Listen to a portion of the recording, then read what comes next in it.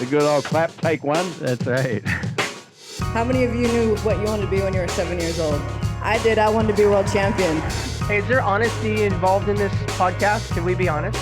You can shut your fucking lips. And then I'll just say, put them up, what? Let's go. He's like, you look too pretty on the wave. Get ugly. We can talk about DMT if you want. I thought we were boxing.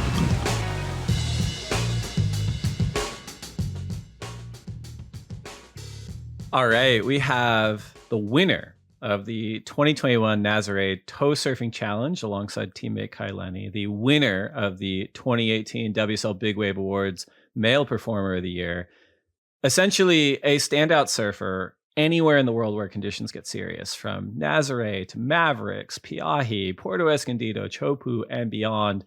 Unquestionably one of the rising stars in the big wave surfing world. We have Lucas Chumbo Chianca.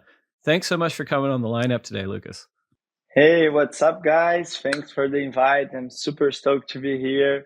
What a start. You guys just make me don't have words to say. Thank you for all the words. I'm super stoked.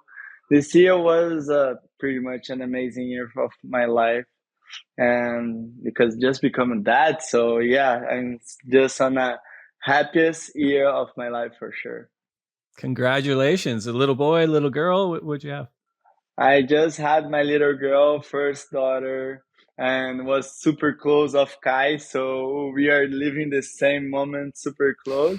And it's just so funny because we are like, just send me some message. Hey, oh, it's kind of hard. Oh, it's so good. And it's so much love, and just make us to do better and better now. That's very cool. What you're saying is potentially we may have the world's first second generation toe team with your daughter and Kai's daughter. That might be the most radical toe team in the history of humanity. We just talking about that. Imagine he has two daughters, so he has the safety and one surfer, and then I have one daughter, so they can switch, and then we can do the safety too, and then we'll be a tough team too. But I don't know, it's just the beginning, and I just want to make my daughter happy on the way she wants, and for sure if she loves big waves, it will be easier. She is. She's in good shape. You guys have it all worked out. That's pretty good. Well, where are you today? What's been going on with you? You know, we're recording this at the end of June. You know, where is Lucas Chianca in the world today, and what have you been getting up to? Yes, after the big contest at my hometown, Saquarema, we just had one of the best events I ever seen my whole life, and such a perfect day in Saquarema, and super stoked to see my city living that and taking that surfing breath. And it's so good to see everybody just like going so, pushing the level and going so far. Like Felipe was insane. Congrats, Felipe. You were the best, and you were on the good way to hit your goal this year for sure. And I was super stoked to see every Brazilian just like feeling that energy in the beach, and feeling that energy in my city. So yeah, super stoked to say welcome to everybody there. And after that, I just was with family at home, and I had a regional professional contest here in Brazil. So I just moved it a little bit more to the like 1 hour from my house, 1 hour and a half, and just came to do a couple hits, because when I became a big wave surfer, I'm doing less hits than I was doing in the QS. So it's always good to be on the jersey, always good to be doing hits, what type the conditions, whatever, how big is the waves. It's always good to just like putting hits on the timeline. Yeah, and that's something that it's not that uncommon with big wave surfers to have gotten their start surfing, not big waves, you know, or being competitive surfers. But you yourself, you competed, you know, in shortboard surfing for a long time. Your brother Joao was actually on the championship tour for a good portion of the year, and really became a fan favorite, is an incredible surfer, very, very good in critical waves, not unlike yourself. And he actually had a pretty good run in Rio as well. He came up just a little bit short to Ethan Ewing, but still surfing at such a high level. Yeah, in terms of your own surfing, doing regional events, doing qualifying series events, looking at something like the championship tour, is that something that would still interest you right now that you've sort of established yourself in the big wave arena? Actually, I love what I'm doing on the big wave, on my big wave career, and I miss for sure the competition and that pressure, like going couple more contests during the year, like before the season. But for sure, that's my hard point on when it's on for a big swell. Whatever it is, I go. So I don't want to have that much like, oh, I need to go on this contest and I cannot go to this swell. So no, please, I need to go on this swell. That's my first choice for sure. That But makes sense. I love to do competition and I love to challenge myself. I'm just seeing the surfing level going so far. And you talked about my brother, but my brother it is my biggest idol right now for sure. The surfing what he's putting on the game is just like the best I ever seen he's doing. And for sure it's unbelievable. Every time I talk about this, I'm just like I'm getting so I get so proud because I just watch it whole life him training so much for that, and now he just like become like one of the best, and just like doing the best battles I ever seen my whole life with the biggest one of the biggest guys ever, which is John. And that heat at pipe, that heat at bells was just like something what we felt in our heart. And he put the best surf in he for sure, and it was just little mistakes. And he's one of my idols now because I just want to follow his surfing. I'm trying hard to get something from that. But for sure, I'm so proud of this moment of our family, and we're just living the dream right now for sure. Me on the big wave surfing on my life, and him on his career on the CT. Okay, it was short, but he showed everyone how good he is, and I'm pretty sure he's gonna be back this year, or I don't know. I'm pretty sure he's gonna be back this year. That's my. I put all my money on that. I like it, and I think you're right. If I think he will be back at the elite level very, very soon. Yeah. On the topic of competition, the 2022 Red Bull Big Wave Awards are going to announce its winners in a little over a week, a couple days after this episode airs on July 7th. And there's $350,000 up for grabs across this year's three categories. And you were the only surfer nominated for an award in all three categories: Ride of the Year, Biggest Toe, Biggest Paddle. All of your nominations came from Nazare. But in terms of how you've been building out your early but already very, very impressive career as an all-around big wave surfer, an all-around kind of performer, it must feel really validating to be nominated across all three categories as opposed to just specializing in one or the other. For sure, for sure. Just like one of the moments what I most wait in the year. Every year, every season, I I put all my surfing and all my mind on that, and I just like I'm 24/7 for every swell. Okay, shows more Nazare because I spend more time in Nazare. But last year was kind of we missed it. Didn't have that much chance at Jaws, and Mavericks was good but not that good.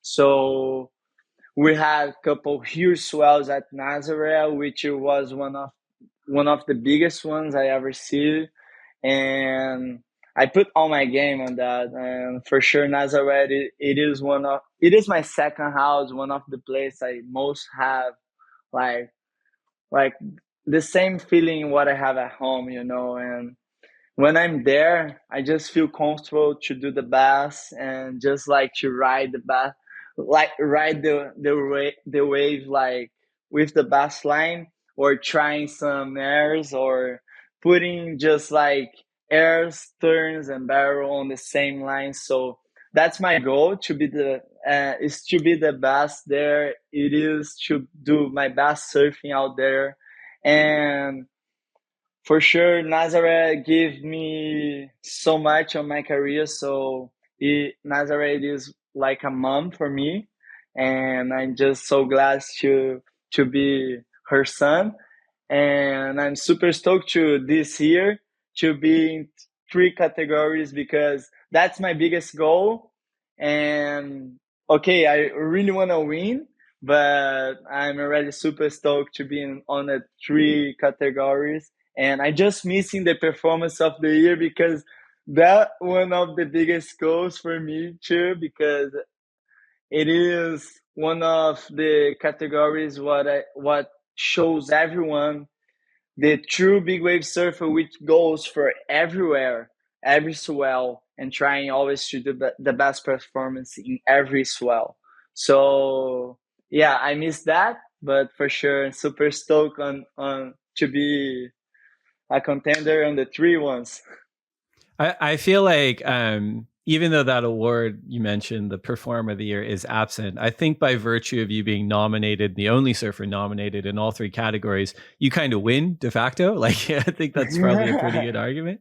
But in terms of your nominated rides, while all happening at Nazare, as you pointed out, actually occurred on 3 different days. Your biggest tow nominated ride happened on January 8th, the biggest paddle-in ride January 12th, and then the ride of the year February 25th.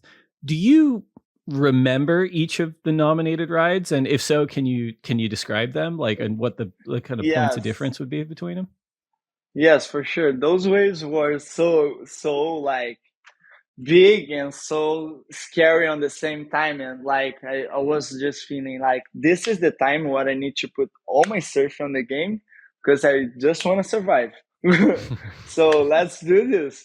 And on like on my ride of the year, that ride, that was insane. Like when I faded a little bit deeper, and then I knew that the wave's gonna bowling, I said, okay, I'm gonna go all the way to the bottom and make this wave looks huge.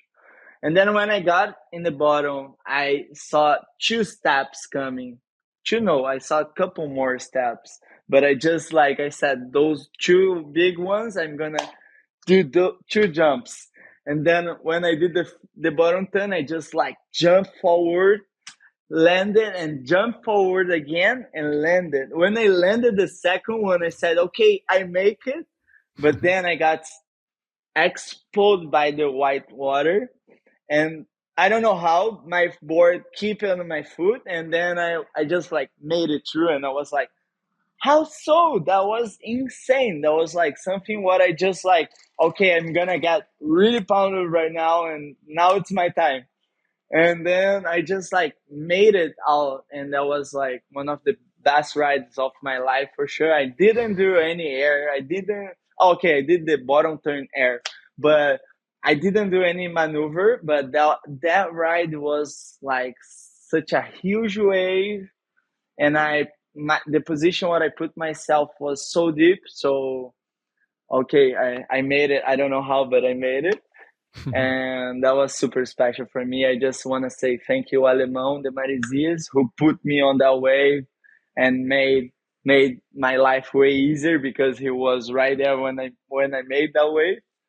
And for sure, it's so good to see like this wave being ride of the year, because that moment it was like one of the hardest moments of my life in big wave surfing career.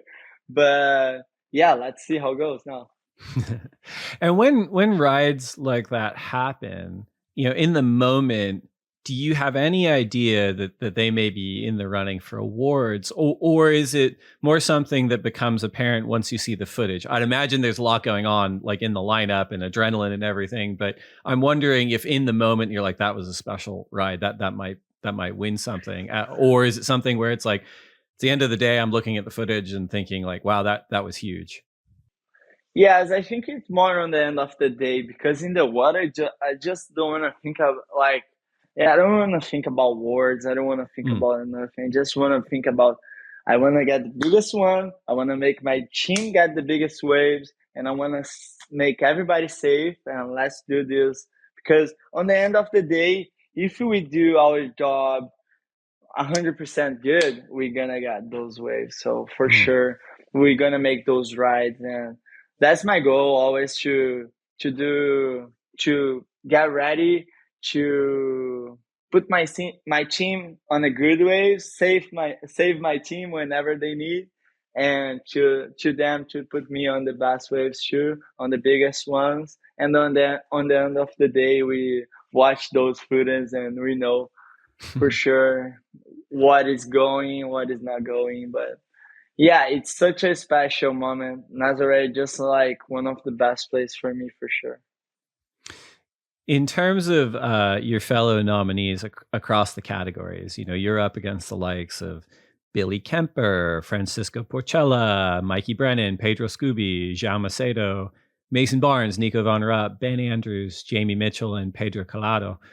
It's a mixed bag of contenders. And I'm curious from your perspective, how many of them would you say are your current kind of contemporaries in the big wave arena compared to others who are maybe a generation older than you that you looked up to when you were younger? Or is it all just kind of a mix for you? Like, for sure, Joao Macedo is one of the guys what I watched my whole life when I was kid. And there's many guys, but I think like on this year we watch a lot the new generation coming too, like the new generation, no, but my generation there. I'm a little bit younger of those guys, but for sure, I watched them for 3 years, and then I hit my goal. I got in the big wave too, and then it was just like good to see like everybody together, to changing like ideas. I love Billy. Billy is one of my favorite big wave surfers in the world. I love the way he approaches the waves, and I love the way he surfs. And Kai is one of my best friends, one of my brothers, and one of the best big wave surfers I ever seen my whole life. And what he brings from every sport, what he does, it is totally like what we need for raising the bar so far. So Kai is always bringing new things and new boards and new equipments and new maneuvers. So yeah, those 360 years at Nazare, Kai started doing that, and I just like, okay, I need to do that, and then I just work on that. And for sure, Francesco is one of my good friends too. He is one of the guys who was searching that right-handed backside barrel at Jaws, and this year he got that goal. He made it. That was an insane wave.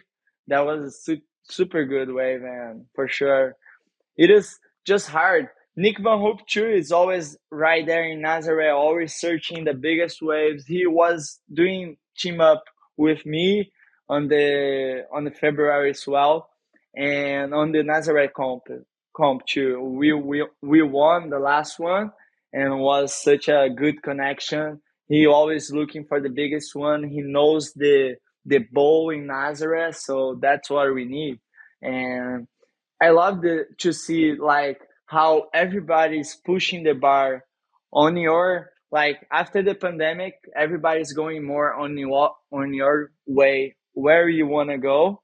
Like Francesco is in Maui, Billy's in Maui. I was more in Nazareth, and everybody's just like looking for your goals.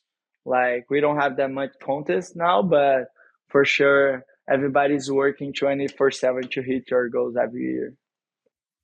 That's pretty exciting stuff. So good luck to you with the awards announcement. But it's actually a perfect segue, because on the topic of excitement, you are one of the stars in the upcoming Red Bull Big Wave content series, Why We Go, which I was able to watch in advance of this podcast, and it is so cool. It's a 6-episode series. It profiles surfers like yourself, Ian Walsh, Nacho Gonzalez, Gabriel Villaron, and others, kind of from my understanding, like over the past couple of years during the pandemic. And it not only gives us insight into what it was like to navigate the challenges of the pandemic, but it gave us an awesome behind the scenes look into the lives and psychology of people like yourself who dedicate your lives to chasing big waves around the world.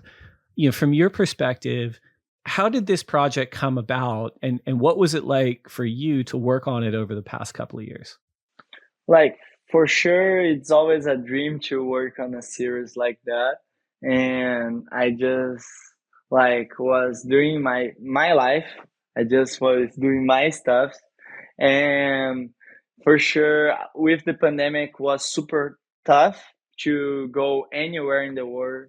Was a tough moment for all the world, and I felt that. But I'm always the guy who wants to go in every big swell. So sometimes just happens for me, and on God just make happens for me. And for sure, like on the pandemic, I think that the name of the series say what you guys gonna see. So we're trying to show everyone like the true moments, what we have inside the house, what we have in our normal days, and for sure a lot of surfing, a lot of good stuff, and but shows to how tough was the pandemic and how tough was to do the strike missions, and how many papers we need to have to go anywhere in the world. So I had a couple of special moments on those series, and Tahiti was one of the most specials for me, and for sure that swell, God makes me to be there, because if WCL and WCL too, and if WCL don't call me, don't invite me to the trials, I didn't have the letter to get in Tahiti, and I cannot be there for that huge swell, which was last year. And that was the best day of surfing in my whole life. And that day was so special for me, and I felt so grateful, so thankful to be there, to be able to be there. And like that, a whole plan, I made it on the quarantine. I did like 12 days. On the last day I came out from the quarantine, boom, Tahiti. And then I received the notice was like no trials, no contest, and I was like, "Bun, okay." But then I look at the charts. I said, "Bun, okay, is the best place to be in the world for a big wave surf," and I'm just here because this invite. And for sure, I was so glad to be there. That day was so special. I want to say thank you, Raimana, to put me on the best waves of my life. Thank you, Justine Dupont and Fred Davi, which was there doing safety for me. Justine told me to. I told Justine it's always good to be with her, because she's like a sister for me. She is the best big wave surfer in the world for sure for me. What she does, it is a high level bar, and I just love to be in the water with her, because she's putting all her surfing on the game. She always wants to grow fast, and she always want more and more. So Justine is one of my idols too, and one sister for me for sure. So Tahiti was special, and I was super grateful to be there. And I think my daughter came from Tahiti, because First day I arrived in California, my daughter came. So it was too many barrels. There you go. There's so many incredible moments throughout the series, and one thing that struck me in watching it is how much I feel like it overlaps. There's so much overlap between the big wave surfing community and the rock climbing community, and certainly through films and documentary series, whether it's Nims Perja or Lynn Hill, Tommy Caldwell, Alex Honnold. They all, similar to you and your contemporaries, they all dedicate their lives to these pursuits of human achievement, but so much of their careers has to do with the preparation and the moments in between the actual climbing or the actual riding of waves. Is that something that you'd agree with, just where so much of your energy goes into being ready, whether it's physical training or equipment prep or whatever? Yes, for sure. For sure, you guys gonna watch all the preparation for the winter of big wave surfing, and it is a tough part because it is like I'm trying always to do strike missions during the year, like the South Hemisphere. So it's whenever I'm in Brazil, I'm training, I'm doing the best I can in the gym, like the most I can, physiotherapy, prepare myself, like trying to don't have any part of my body which is like less strong, a little bit more painful. So I'm always trying to be with my body 100% ready. And that I learned with my coach Carlos Burle. He was one of my biggest mentor, and he just like built up my mind again.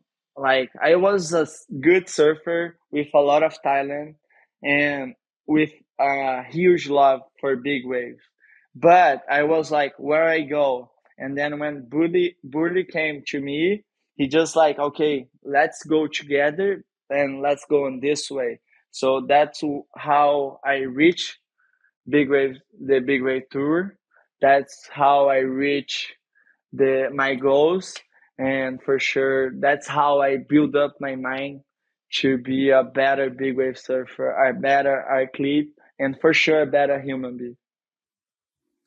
Awesome. Well, it's a super amazing kind of in-depth look at what people like yourself go through in terms of chasing the biggest waves on the planet on a year-to-year basis. So everyone, make sure you go and check out Why We Go by Red Bull Media House on Red Bull TV as soon as it drops. We're going to be taking a quick break right now to get a word in from our sponsors. But when we come back, we're going to learn a little bit more about Lucas Chumbo, where you come from, and what your influences were growing up. We'll be right back. So we spent the first segment talking a lot about where you come from, but were you born and raised in Saquarema, or were you born somewhere else and then moved there later? Yes, actually, I don't born in Saquarema because Saquarema didn't have a hospital in that time. But I born on the city on the side, which it calls Cabo Frio. It's like 30 minutes from Saquarema. But I raised in Saquarema. I surf my whole life at Saquarema, and I just like, for sure I learned how to surf bigger waves at Saquarema because it is a powerful wave. It is a strong beach break, and when it gets big, it is really tough. So I have the best place to born in Brazil for sure, and I'm super proud to be a Saquarema guy. We just saw a little look into what Saquarema looks like when the circus is there, when the championship tour is there. But when it's not there, can you describe for the listeners what the town is like? Is it really, really quiet? Is it a fishing village? Is it a surfing hotbed? Like, what is it like when the tour is not in town there? Yes, when we don't have the tour, we don't have that much people for sure. And you can see it is a small city. It's growing for sure, but it is a small city, fishermen's, like good food, good reception. Everybody has so much love to give, and it is really everybody is really warm. So I like how how everybody just like hugs everybody, like everyone who comes to Saquarema. And I think Saquarema just remembered Nazare just remembered me so much Saquarema. That's why I get so like comfortable, and so it's so good to be there in Nazare because it's like the place where I get more close at my hometown. And Saquarema, it is the mother of Saquarema. It is Nazare, which is like same Nazare from Portugal. And I think that's why I have like so much that connection, and that's why sometimes I get so blessed too. But for sure, to be raised at Saquarema, it's an honor for me because I had a couple big guys what I watched my whole life, like Raoni Monteiro, Léo Neves, Pedro Henrique, and my uncle Marcos Monteiro. Marcos Monteiro is a big wave surfer. He won Punta Lobos back in the time. And he was the guy who showed me like how to surf, how to approach a bigger wave, like how to approach a wave bigger than 6 foot, than 10 foot, bigger than 12, ride big boards, like how you need to have that connection with the ocean, and how we have to be grateful what ocean gives to us. So thank you, Marcos Monteiro. And Marcos was the guy who bring Burle to my life. Marcos showed me to Burle. And on this trip to Punta Lobos, Burle, I stayed with Burle because Marcos was staying with his wife. And on that trip, Burle saw me surfing, and then that started to a little like he wants more to train me, and Marcus bring me put me on the big wave scene. He bring me in the ocean and showed me how to have so much love and how to have that connection and feel that energy for sure. It's interesting because, Brazil as a whole doesn't really have, a Nazare or a Piahi or a Mavericks, but where you're from in particular in Saquarema, it does seem like there are waves where even though it's not that big, there's still some pretty intense slabs and maybe some other reef setups where if you do want to become a big wave surfer, you can ride your big wave boards and train out there and get ready for these other spots. Is that true? Yes, for sure. Saquarema, I can surf with the guns at Itaúna when it's pretty big, like 10, 12 footers. It's just like a long left or sometimes just like close, but it is a 12-footer wave, and it is tough to go outside. It is tough to be on the current. So all that, it is a training, and it is a smaller version of Nazare. And around Saquarema, we have so many spots, and one of the best place in Rio too for me, it is Itacoatiara, Niterói. It is one so powerful wave, so much power on that wave. Sometimes I just got back from Puerto or somewhere. I just like got huge waves, and then I went to Niterói, Itacoatiara, and I got so pounded, and I say, okay, I need to take care. I need to put a vest. I cannot do just like without vest. And it is like always tough there, but it is one of the best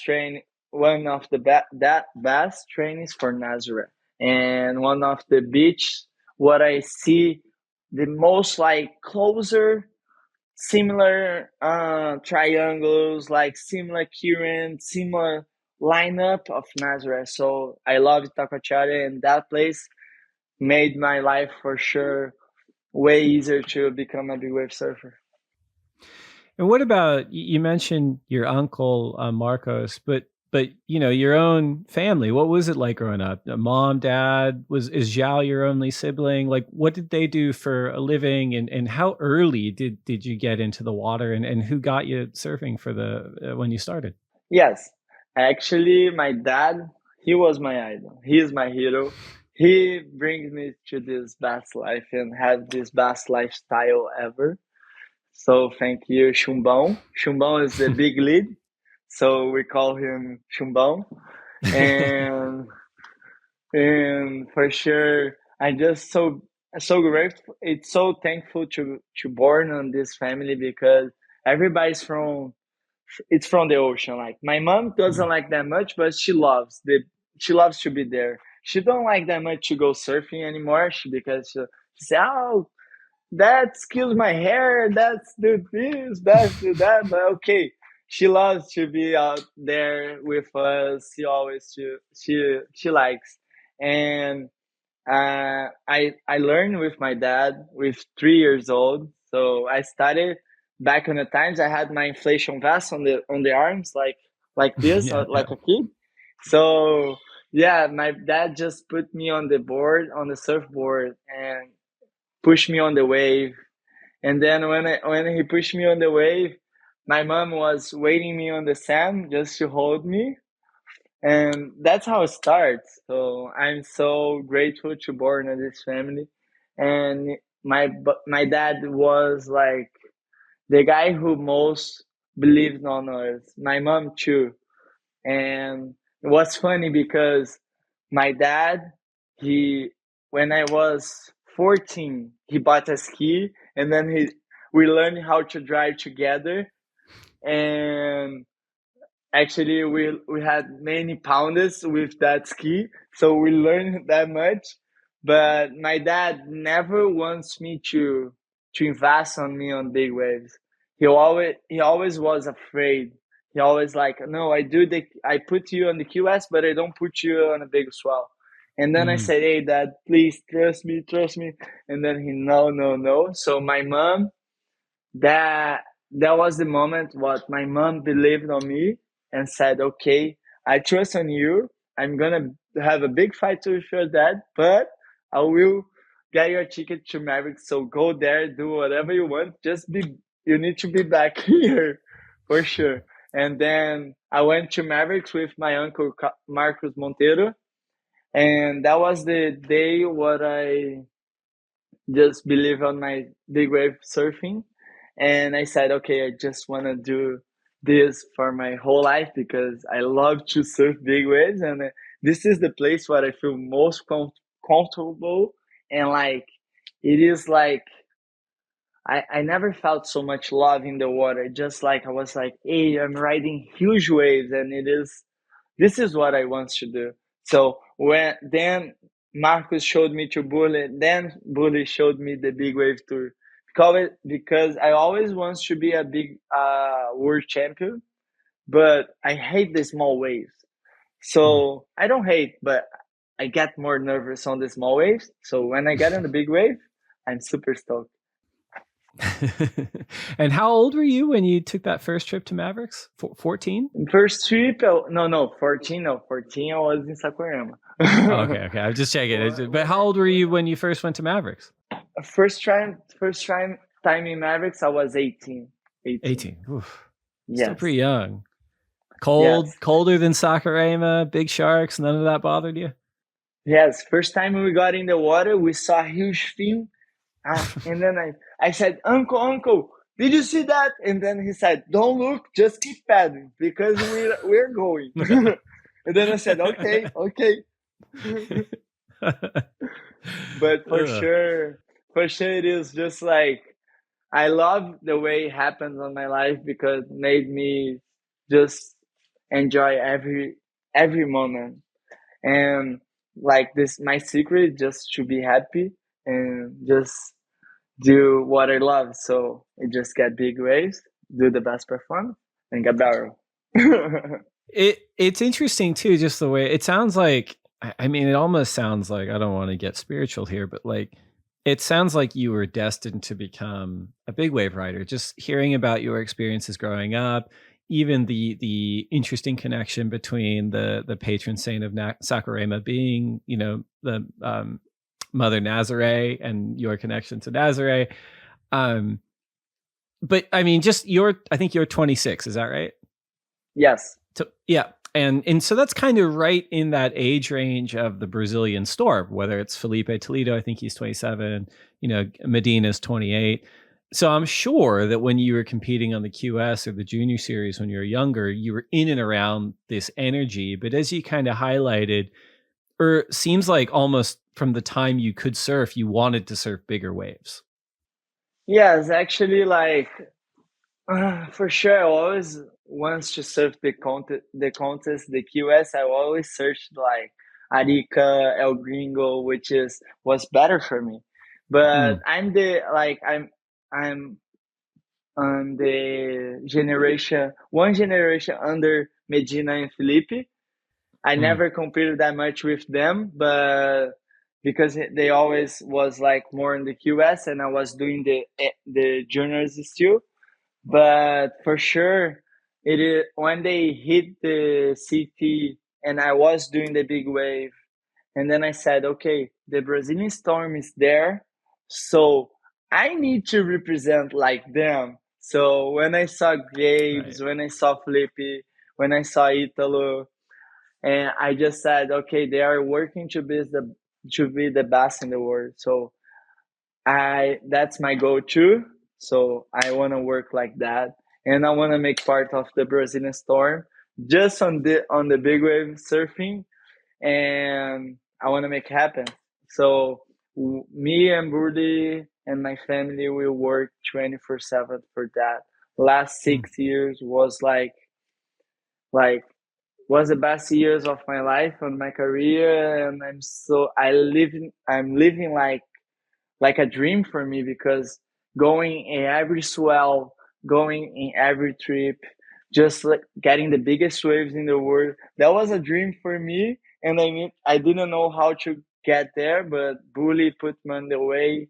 My family believed on me, and now it's just like I'm proud of myself. But too, I'm watching my brother doing the same on the CT. That was like that was like I'm so proud of what he's doing, and that was like full of I don't know how can I say that, but I'm so happy.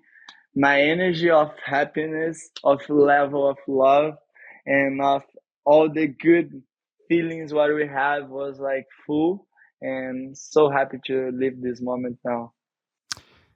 You mentioned that you were a competitive person, and big wave competitions, for at least formal big wave competitions, even when there was like a multi-event tour, it wasn't a guarantee they'd always run. Like, so many things have to come together to actually run an event, and when one gets called on, it's a scramble for everyone to get around the world to that spot to surf those waves. But I'd imagine that for someone like you, even when there's not, the Nazare toe surfing challenge or the Piahe challenge, any session in serious waves, I'd imagine that you still feel fairly competitive, even in a lineup trying to get, the best waves you can. Would you agree with that? Yes, actually, I don't see like a competitive, like in the lineup when it's not a comp. I'm not that much. I'm more like I want to see everyone getting good waves. Okay, I want to get my bigger one, my big barrel. Okay, my good wave, but I want to see everyone going good on that swell, everyone charged. And on the end of the day, by the images, we're gonna know which one was the best in the water. So I don't know. I love big wave surfing because I love like how the community it's like together. Sometimes it's just like more together, sometimes less, but it's just like we try to have that connection in the water, to be like every huge swell, to be in the water with your brothers, with the good surfers, with the guys who push the level. So it's always good to be with Nathan, Florence, with Kai Lenny, with Billy, and okay, so many guys. but it's always Calado too who pushed me so much in Nazare to paddle. And it's always good to be in the water because they raise the bar, we go, and then we just like doing that battle, but it's not a battle. It's just like, it's almost like I'm trying to help him because I'm pushing him, and then he pushed me to help me, so we're just changing and we just like making the big wave stuff grow and go fast. That all makes sense to me. It makes a lot more sense to me in those paddling sessions, probably just because I have like a frame of reference where I'm like, yeah, I understand like etiquette out in the lineup when you're paddling surfing. But the toe surfing, it feels like it's grown in such popularity, whether it's, at Nazare or, on, toe swells at Chopu or in Piahi. It seems like there's more and more people doing it. Waves are a finite resource. How does it work with your team of drivers and yourself and all the other teams out there in terms of deciding who goes on what wave and who gets priority? I mean, is there kind of an etiquette? Do you guys talk at the start of the day? Do you guys get angry if someone does something that's not cool? Like how does that work? And I guess I'm curious, but I think a lot of listeners are curious too about, how does that work? I think it's like, I like to work on this way. Like, I like to be always like good with everyone and everyone's gonna be good with me. So when I arrive in Tahiti locals are the first. I'm the last one in the line, but whenever they say go for me, I'm gonna go. And then when I arrive in Hawaii, we know the Hawaiian locals are the first, and whenever we can, we do we got our waves, and they let us some waves. So it's always like that, Portugal, I'm not from there, but it is like that too. Who who is more there? Who lives there? Who is Portuguese? Who is always there during all the season, putting all the time there and invest a lot. That's those guys who has like some who has not preference, but it's like they're waiting more, they are training more, they're okay. There is some line in the water for sure. There is some guys who doesn't respect, but I don't know. On my team, I always like to respect everyone. I always like to be respectful, and because that's gonna come back to me. So it's always like that. That makes a lot of sense. You've had so much success in really, you're so young still, like such a short amount of time. Did it change for you when you started getting more support from your sponsors? Because one of the things that was really apparent in that Why We Go series is just how expensive it must be, right?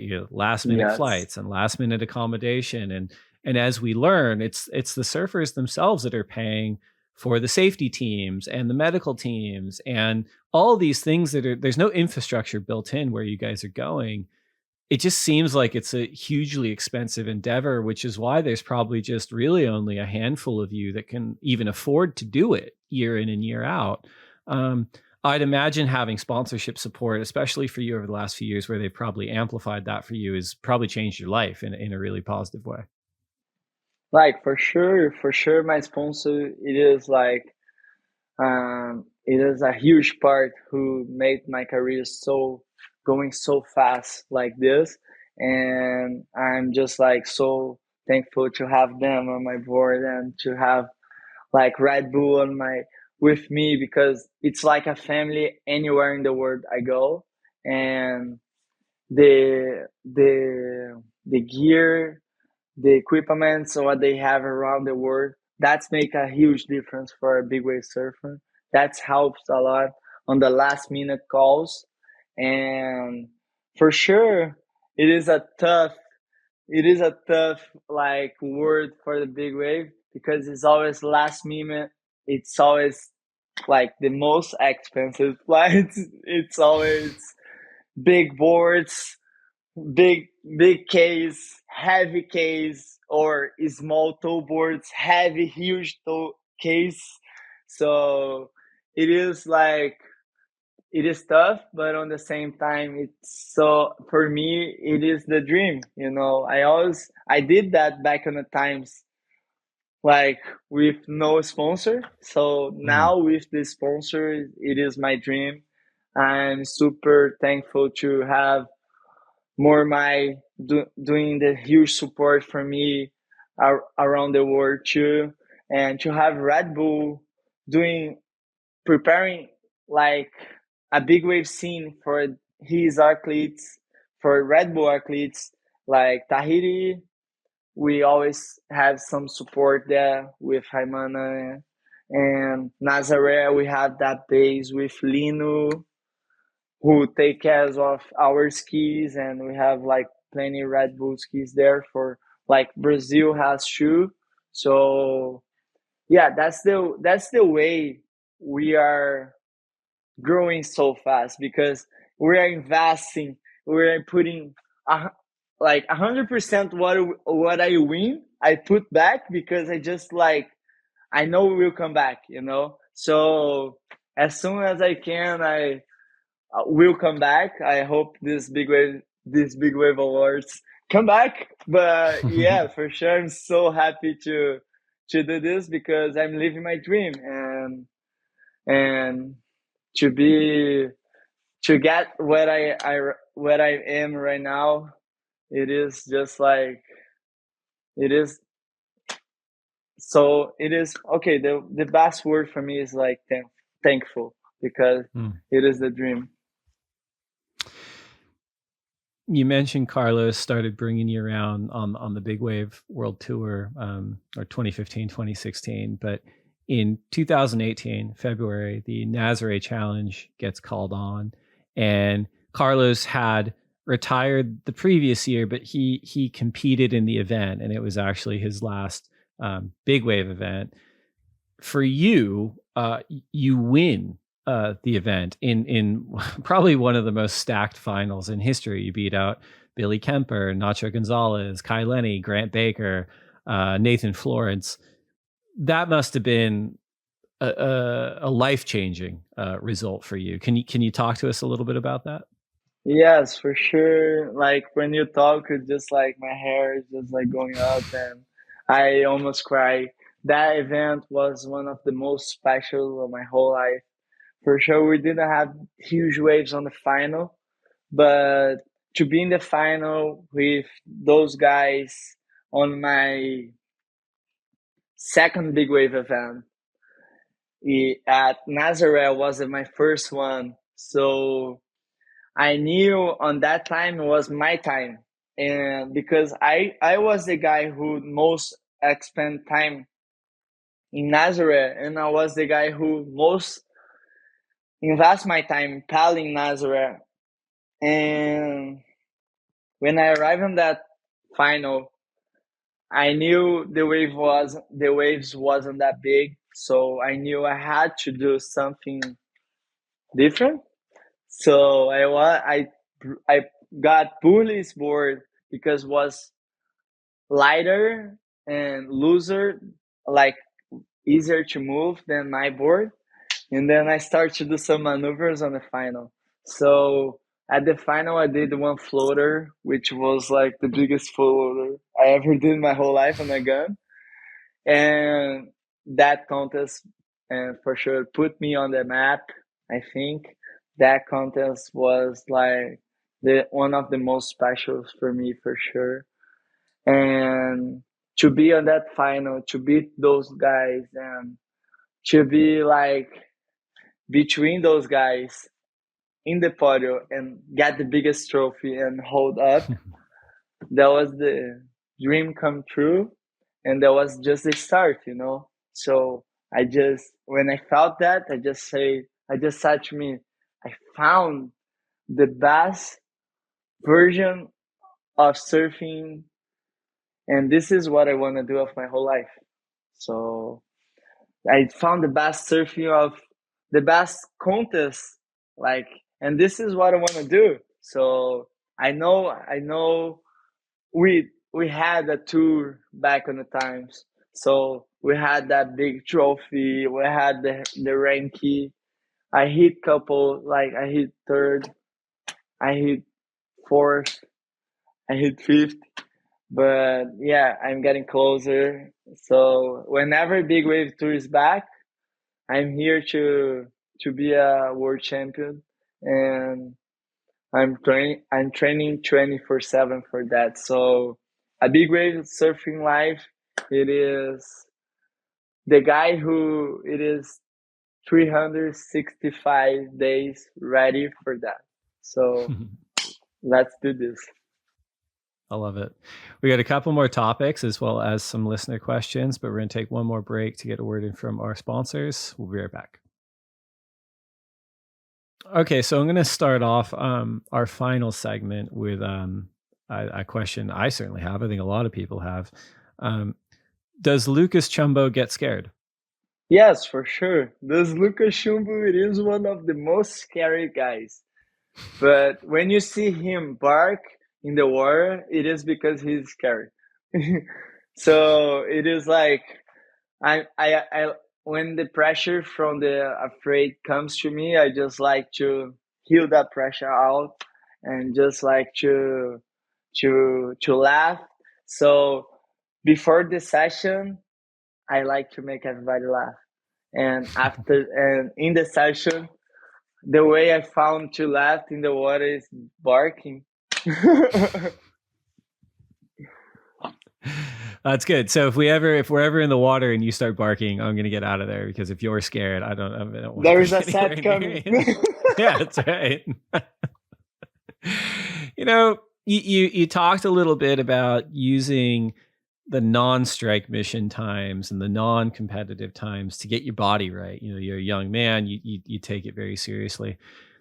I feel like surfers today, and really athletes across all sports, know so much more about how to take care of their bodies at a young age, what to eat, flexibility training, strength training, and also mental training. It sounds like for someone like yourself, like this occupies a huge amount of your time when you're not in the water. Yes, for sure. It is when I'm out of the water, I need to be ready, and I need to put all my training, like when I have time in Brazil, so I need to be there training 100% there, maybe 200% there, because I don't know when I'm gonna leave again. I don't know when the ocean's gonna call me. So yeah, big wave surfing life, it is, you need to be 365 days ready in the year. So that's the way, and Burle teach me really well, like the way to take care of our body, not just like training, but doing physiotherapy, doing yoga, doing acupuncture, doing good things for the mind too, like Reiki. So there is many things an athlete can do just to preserve him, and to make his life in the sport way longer. So I watch Burle with 54 years old, and I say I want to reach like that. I want to get there like that. So I want to get that. I want to have that healthy.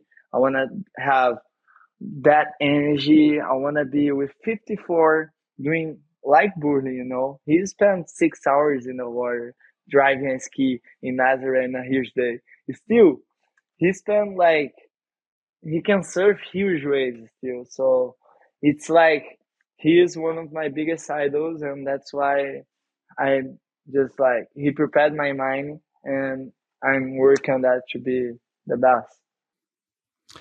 Whether it's the big wave surfing community or the CT surfing community, certainly, being a professional surfer as a career has changed a ton, kind of in a short amount of time. Like when I started as the ASP, but 17 years ago, there wasn't a lot of concentration on health and well-being necessarily. Like it was oh, cool. Someone's getting paid. I'm getting paid to travel around the world. There's a lot of partying going on, both in the big wave community and the CT surfing community. It seems like there's less of that now, but in terms of how hard you work, both on your body and your equipment and your mind, do you ever get to, do you allow yourself to, unwind or to party or to have a drink or any of that? I'm just curious. And because it just feels so much different in a way that I think is actually really positive and healthy, but I'm curious if you have an off switch too. Yes, for sure. I have that switch off. And when I'm off, I'm really off. Like, I don't want, sometimes I just like bored. I love you, but give me 2 days, just like to do something different, just ride a bike with my dad, just like do something different, get out from the surfing bubble. It's good too. So like Saquarema, I don't know if you came already, but Saquarema, you can see what it is surfing. We go in the comp. It is like the moment where we are 100% concentrate, focus on that. But after the comp, it's just like not who is in the comp. Okay, they are more focused and serious. But after the comp, who is out the comp, who is around the comp, is just like enjoying, having fun, and it just like celebrate the day, like celebrating the sunset, and that's the way to live. I think we need that sweet off, and I like that sweet off too. So yeah, we when we turn an athlete, we really need to miss a lot of these moments in life. But for sure, when the athlete has a chance, when he can, when it's good on his timeline for him, he can go just switch off a little bit and just go around. Makes sense. Aside from your brother, have any of the other Brazilians on the championship tour ever reached out to you about surfing big waves or even critical waves like Chopu or Nazare? Have any of them come to you to talk just about, equipment or how to train or how to approach wave riding from that standpoint? No, actually, they are really good on the technique. So my tip for them, it is like when you're paddling for chopu wave, don't think, just go. And then I don't know. I like to be in the water with them because I like to push. I like to say go go go. So it's always good. On my first year in Tahiti, it was good to be in the water with Italu, Gabes, because they are getting the perfect waves, doing the perfect dance, and I'm trying to get the toe waves at Chop. So it was like that moment. It is what I showed, like my approach, and they showed their approach of the CT. So yeah, I like to see. Sometimes they don't ask, but I I I know they watch sometimes for sure. You mentioned earlier on in the episode that you and Kai are now new fathers. Do you think that changes the way you approach big wave surfing, in terms of being, safer or more calculated, or which trips you choose to take? And I guess it's new, but I'm curious if you've thought about it yourself or if you've even talked about it moving forward. Yes, actually, I went to Maui last month and I was with Kai there. I talked about a little bit with him. Was It is different for sure. We have a little bit more wage, but it's not weight. It is more like I need to be ready to be back. I need to get ready. I need to get 100%, 1,000% ready to be back. I want to go there. I want to do the best. I want to get the biggest one. I'm ready to get pounded, but I want to be more ready now. I just want to be more ready. And Tahiti was the first trip after my daughter. I felt a little bit in the water. Sometimes I just like didn't want to go for every wave. I just like look at more. Okay, I'm on a good spot. I'm on a bigger wave. Okay, if I'm ready to go, I'm going. But if I think that wave, I missed it already. Yeah. So okay, we had that little bit 1 second more thinking after my daughter born for sure. But it's interesting. Like I like the way you put that, where it's not so much hesitation, but more that I now have even extra motivation to be as prepared as possible. Right. Yes. And it makes a lot of sense. Looking ahead at the rest of 2022, what are the things, and I guess sort of early 2023, what are the things that you're focusing on as a person? Obviously fatherhood, but then, is it strike missions? Is it events? Is it more content? Like, what are you working on over the course of the next, 8 to 10 months?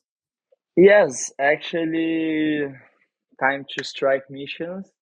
I missed the Fiji swell because I was with my daughter on a tough week. But yeah, my goals now is to do strikes, to get a huge swell in Fiji. But if it's not in Fiji, I go Tahiti, I go Mexico. I hope I can get any Namibia or Dangerous. But my goal is just to get some strikes down here before the season and get myself ready because this season I'm more I'm more motivated. I think this is give me more like go for it. I just want to do more because I have like I have so much love now from my daughter, so I feel that inside, and I feel now it's a good time for me to just reach my lines, reach my goals, and do the best. I love it. So before we go, we put some feelers out to the Instagram and Twitter communities at the Lineup Pod. We appreciate everyone's feedback, and we've got a few questions from many fans that were interested in asking you questions. The first one is from @Ryan Perry, who asks, do you get more of a personal thrill out of towing a big wave at Nazare or paddling into a big wave at Mavericks? Tough question. Actually, when it's a huge wave at Mavericks paddling, it is more tough. But a tow wave, you have the ski, you have that like engine there, giving you the pressure, give you like a easier way to go in. But when you're paddling, just you and your board and the ocean. Love it. Second question is from @Chadley Weber, who asks, guys like yourself and Gabriel, Italo Felipe, and the other standouts, you are treated as superstars when you're in and out of the water in Brazil. Do you get that same treatment elsewhere, like in other countries? Sometimes yeah, sometimes no. It just like in Brazil, it is so much. So sometimes I think what we around the world is just like a little less. So we feel like it's way less because in Brazil it is like everybody's so warm. Everybody just like gives so much energy to us to represent Brazil. So yes, I feel around the world it's a little less. And the last question is from Fredo B. Immel, who asks, we currently have two Pupo brothers on the championship tour. When are we going to get two Chianca brothers on there? I hope my brother can get back this year. And I would love to go Arica this year to do that QS 5000. So yeah, if everything goes right, if the ocean let me go Arica, I will be there doing a QS and trying to get some points to see where we go. But I don't want to put that pressure on me because what I love is to compete on huge waves, on the big waves. But for sure, it is a dream to be on the championship tour. But I think my brother, it's a better version than me, so he's ready for that. I think you guys could dominate both spaces, with your brother on the Yes. CT and you in the big wave arena. I love it. I love it. Yes. Well, thanks to everyone who wrote in questions at the Lineup Pod. We're now down to our final segment, which is the lightning round. Sounds a lot scarier than it is. This is just 10 questions for you to answer as quickly as you can. Okay. If you could only have one board setup for the rest of your life, single fin, twin fin, thruster, quad, bonzer, or finless, which would you choose? Thruster. Coffee or tea? Coffee. Burrito or pizza? Pizza. Last book you read? Carlos Burle. Best surf film ever? Best surf show ever. Oh my gosh. Life of Kai. I love it. One wave you never have to go back to? Never go back. Oh my gosh. I don't know. Tough. So people get stumped on this one. If you don't have an answer, that's okay.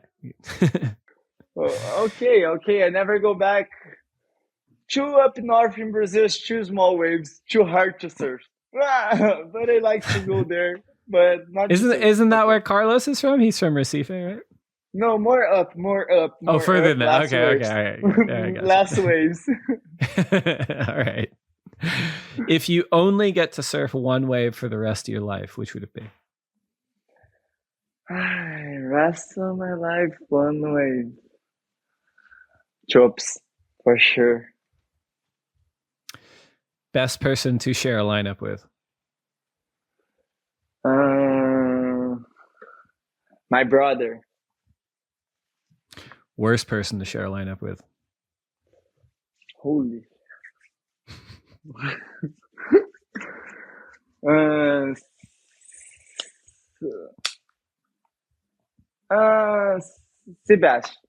Sebastian Student.